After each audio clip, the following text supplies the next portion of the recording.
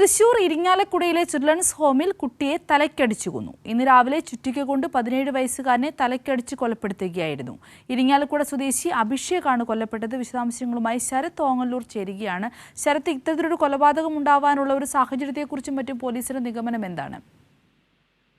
സിന്ധൂരി, തൃശ്ശൂരിലെ രാമവർമ്മപുരത്തെ ചിൽഡ്രൻസ് ഹോമിലാണ് അതിദാരുണമായ ഈ സംഭവം ഉണ്ടായിരിക്കുന്നത്. ഇന്ന് രാവിലെയാണ് സംഭവം.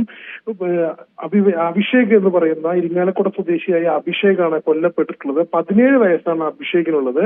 ഇതുമായി ബന്ധപ്പെട്ടുകൊണ്ട് പോലീസ് നമുക്ക് നൽകുന്ന വിവരം, ചിൽഡ്രൻസ് ഹോമിലെ തന്നെ അന്തേവാസിയായ 16 വയസ്സുകാരനാണ് അഭിഷേകിനെ തലയ്ക്ക് ചുറ്റിക കൊണ്ടടിച്ച് കൊലപ്പെടുത്തിയിരിക്കുന്നത്.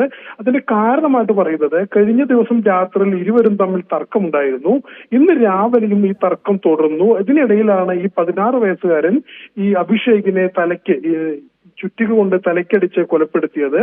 അഭിഷേകിനെ ഉടൻ തന്നെ തൃശ്ശൂരിലുള്ള മെഡിക്കൽ കോളേജിൽ എത്തിച്ചെങ്കിലും രക്ഷിക്കാനായില്ല. അഭിഷേകിന്റെ മൃതദേഹം നിലവിൽ തൃശ്ശൂർ മെഡിക്കൽ കോളേജിലാണ് സൂക്ഷിച്ചിരിക്കുന്നത്. സിന്ധൂരി, ഓക്കെ, വ്യക്തമാണ്.